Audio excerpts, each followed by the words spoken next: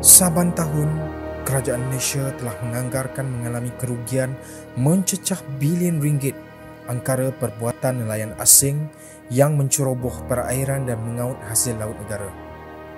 Kerakusan nelayan asing khususnya dari Vietnam mencuri hasil laut dengan menggunakan bot pukat ganding bukan sahaja memusnahkan ekosistem marin, malah turut menjejaskan sumber rezeki nelayan tempatan. Isu ini dikatakan mula berlaku sejak awal tahun 2000 lagi.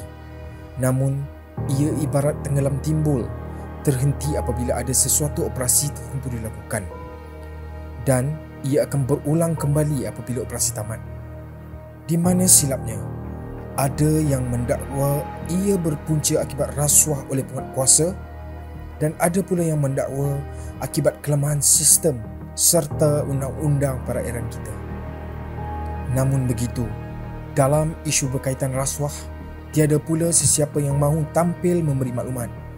Sehinggalah sekitar tahun 2017, Suruhanjaya Pencegahan Rasuah Malaysia SPRM dengan kerjasama Agensi Penguatkuasaan Maritim Malaysia APMM mengambil langkah proaktif melancarkan satu operasi sulit yang dinamakan sebagai Ops Armada. Operasi besar-besaran tersebut boleh dikatakan sebagai tindakan yang paling berkesan setakat ini dan memberi impak dalam mengurangkan isu berkenaan sehingga kini.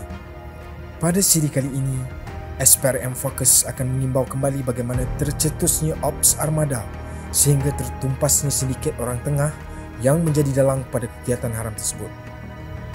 Saksikanlah pendedahan oleh nelayan, anggota penguatkuasa serta temu bual eksklusif bersama Ketua Pesuruhjaya Suruhanjaya Pencegahan Rasuah Malaysia SPRM, Tan Sri Azam Baki, bagi mengulas isu dan operasi ini.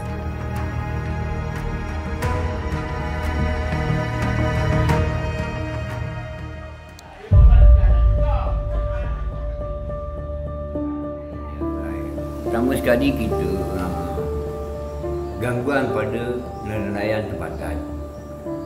Contohnya macam ni lah, kalau kita buang unjak, tak sempat seminggu habis. Jadi bot-bot kita sekarang ni, walaupun dia kawasan sini ni bot si kurang lah, lebih daripada 10 raya, tapi kawasan Dau, mana termasuk kawasan Laut Cina Selatan, dia pun operasi kawasan kita juga, antara Pulau Au ke timur menghadap ke Desaru, sampai sebadan Tanjung Pinang. Jadi di situlah kita akan mencari rezeki. Daripada beting 1 sampai beting 3, memang di situlah kami semua, baik Nindau, Mersing ataupun Sededu. Beroperasi memang kawasan yang ada sikit sumber yang lebih lah. Tapi kalau lah masuk bot Vietnam ni, bot Siam, bot Vietnam, jadi kita terganggu lah.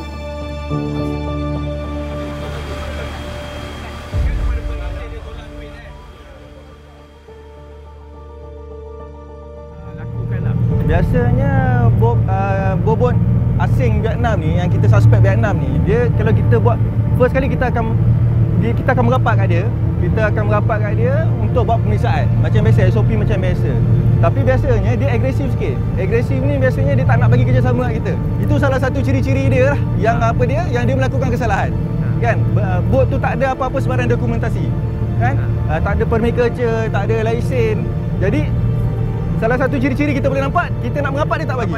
Dia akan lari. Dia dengan cara mana mungkin dia tak nak, dia lari, dia akan, walaupun dia tak apa-apa nak laju, tapi dia akan lentangkan tali.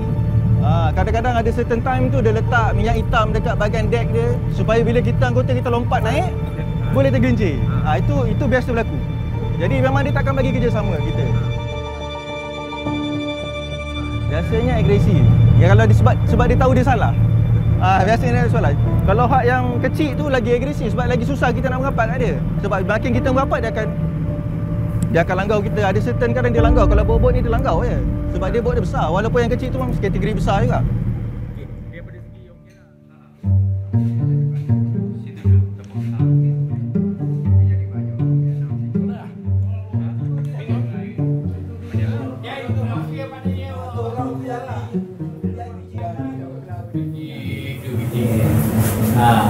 Itu cakapan.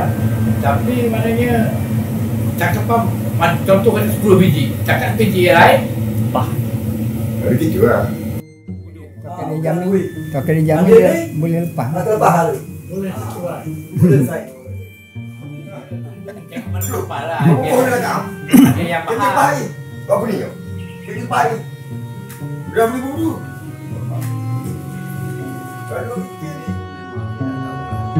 Tapi yang atas pengalaman saya, apa kalau bot-bot yang besar, toki jago toki yang kaya-kaya, tangkap 2-3 hari, balik. Bot Vietnam kan tangkap sebulan 2 bulan, boleh. Boleh. Rupanya saya, apa kalau saya rasa ada satu ejen yang di sini pergi ke Vietnam, cari toki-toki mana, dia akan bawa orang tu, awak nak bot ke tidak. Kalau awak tak nak bot, ni pihak penguasa Malaysia akan lupuskan. Bot tu saya baru buat. Banyak duit saya habis, saya nak balik. Tapi ejen ni lah yang akan bawa toki tu ke Malaysia kita. Jadi bot tu akan lepas, tidak dilupuskan.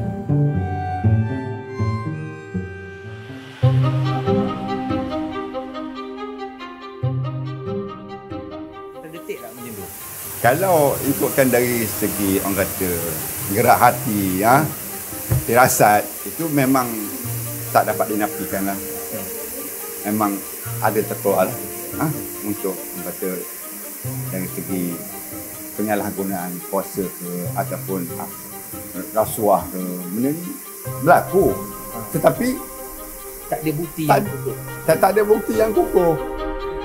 Pihak polisi menangkap bot-bot nelayan Vietnam. Bot-bot akan dibawa ke sekitar Pulau Tenggu.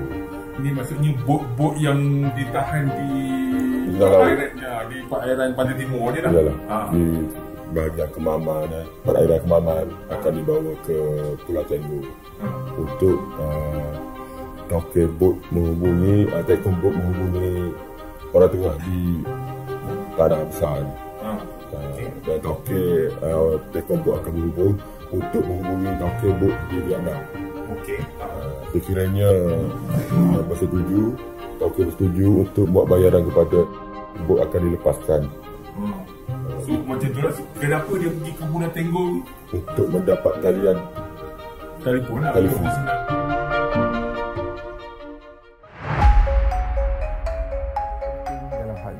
Dalam kes isu armada ni, bisikan kita menunjukkan bahawa yang menjadi pokok ataupun asas yang kita kena selesaikan ialah pihak orang tengah. Yang mana mereka ni datang ke sini, mereka ni daripada Vietnam ataupun ejen-ejen pada orang Vietnam ni berada di sini cuba merasuah ataupun merasuah pihak-pihak penguat kuasa. Sebab itu kaedah perisikan digunakan untuk mengesahkan maklumat ini, dan juga kita menggunakan kaedah undercover operation di mana kita lantik ejen-ejen kita untuk berurusan dengan mereka ini bagi melihat benar atau tidak berlakunya isu ini. Dan memang benar, hasilnya 22 orang telah ditangkap.